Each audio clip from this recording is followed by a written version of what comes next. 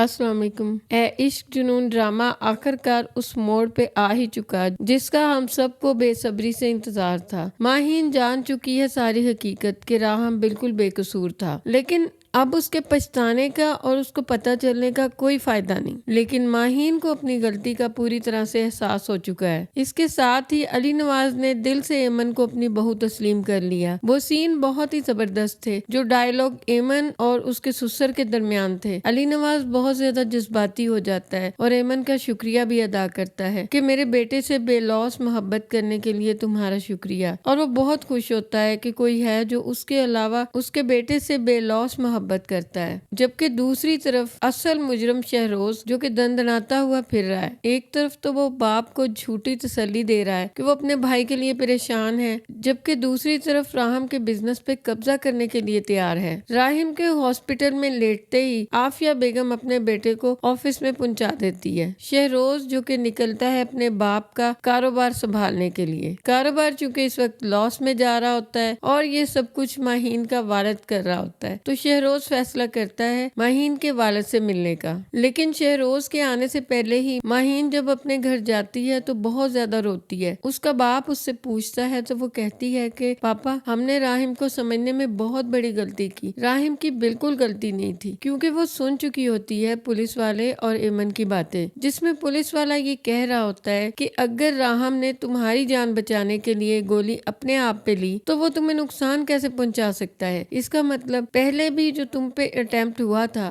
وہ راہم نے بالکل نہیں کیا۔ اسی بات سے ماہین بھی سمجھتی ہے کہ راہم بے قصور ہے، کیونکہ پوائنٹ بہت ہی مضبوط ہوتا ہے۔ میر ذوالفقار کو جب اپنی بیٹی سے یہ ساری باتیں پتہ چلتی ہیں تو وہ بھی بہت شرمندہ ہوتا ہے کہ ان لوگوں نے راہم پہ بھروسہ ہی نہیں کیا۔ اتنے میں شہروز وہاں پہ آ جاتا ہے۔ ماہین جو کہ اب اس خوش فہمی میں ہے کہ راہم ہوش میں آتے ہی اسے دوبارہ سے قبول کر لے گا اور اسے گلے لگائے گا اور اپنی زندگی میں ویلکم کہے گا، اسی لیے وہ اپنے والد سے کہتی ہے کہ راہم اس لڑکی سے محبت نہیں کرتا۔ ان دونوں کی شادی تو بس حادثاتی تھی اور زندگی میں حادثے تو ہوتے ہی رہتے اور حادثے ہوتے ہی بھلانے کے لیے، لیکن وہ شاید یہ نہیں جانتی کہ راہم اب ایمن کو دل سے قبول کر چکا ہے اور ماہین ان کی زندگی میں اب دور دور تک کہیں بھی نہیں۔ اسی دوران شہروز یہاں پہ آ جاتا ہے۔ شہروز میر ذوالفقار سے کہتا ہے راہم بھائی نے بہت سی غلطیاں کی ہیں، انہوں نے نہ صرف آپ کا بلکہ ماہین کا بھی دل توڑا، اس کا بھی بھروسہ توڑا، لیکن آپ راہم بھائی کی غلطیوں کی سزا بابا کو تو نہ دیں۔ بابا بہت پریشان ہے اور میرا مسئلہ یہ ہے کہ میں انہیں پریشان نہیں دیکھ سکتا۔ شہروز تو بہت ہی سمارٹ بننے کی کوشش کر رہا ہوتا ہے، لیکن وہ نہیں جانتا ہوتا ہے کہ میر ذوالفقار اب سب کچھ جان چکا ہے۔ ماہین اس کو سب کچھ بتا چکی ہے، اسی لیے وہ شہروز کو کہتا ہے کہ شرمندہ تو ہم ہیں راہم پہ اعتبار نہ کر کے۔ ان کی بات سن کے شہروز کی آنکھیں کھل جاتی ہیں۔ میر ذوالفقار کہتا ہے کہ آج کے بعد تم لوگوں کو اپنے بزنس میں میری وجہ سے کوئی مشکل پیش نہیں آئے گی۔ اب یہ سب کچھ تو ماہین کی وجہ سے ہو رہا ہے کہ وہ سچائی جان چکی ہے، لیکن شہروز اپنے باپ پہ یہی ثابت کرے گا کہ اس کی قابلیت کی وجہ سے میر ذوالفقار نے اپنے فیصلے واپس لے لیے۔ دوسری طرف آپ دیکھنے والے ہو کہ علی نواز ہاسپٹل میں جاتا ہے اور ایمن کو بار بار کہتا ہے کہ بیٹا تم گھر جا کے آرام کر لو، تم کب کی جاگ رہی ہو، یہ نہ ہو کہ راہم کو ٹھیک کرتے کرتے تم بیمار پڑ جاؤ۔ ایمن ان کے بار بار مجبور کرنے پہ گھر آ جاتی ہے اور یہاں پہ اس کا سامنا ہوتا ہے شہروز کے ساتھ، لیکن شہروز ایک ایسی جگہ کھڑا ہوتا ہے کہ جہاں پہ لائٹ ٹھیک طرح سے نہیں آ رہی ہوتی۔ بجلی کی خرابی کی وجہ سے وہ شہروز کی جھلک ہی دیکھ پاتی ہے اور اس کی جھلک دیکھنے کے بعد اس کے دماغ میں بھی جھماکے ہونے لگ جاتے ہیں۔ اسے ماضی یاد آ جاتا ہے، اسے سب یاد آ جاتا ہے کہ اس کے ساتھ جو کچھ ہوا تھا وہ اسی لڑکے نے کیا تھا۔ اس کے بعد آپ کو دکھایا جائے گا کہ شہروز جب دیکھے گا کہ ایمن نے اس کو دیکھ لیا ہے، جیسا کہ ہم لوگوں نے ٹیزر میں دیکھا کہ شہروز ایمن کے منہ پہ ہاتھ رکھ کے اسے کھینچ کے لے جا رہا ہوتا ہے، لیکن دوستو ایسا بالکل نہیں ہونے والا۔ یہ شہروز کا خیال ہوتا ہے، یا شاید ایمن یہ سوچے کہ یہ اب بھی میرے ساتھ یہ کرے گا۔ ایمن جلدی سے بھاگ کے کمرے میں اپنے آپ کو بند کر لے گی۔ شہروز اس بات کا ارادہ کر ہی رہا ہوگا کہ اچانک سے وہاں پہ کوئی اور آ جائے گا، جس وجہ سے شہروز وہاں سے چلا جائے گا۔ ایمن یہاں سے فوراً ہی تیار ہو کے ہاسپٹل میں آ جائے گی۔ اب عافیہ بیگم اور شہروز کے گرد گھیرا بیڑا تنگ ہونے والا ہے، کیونکہ جب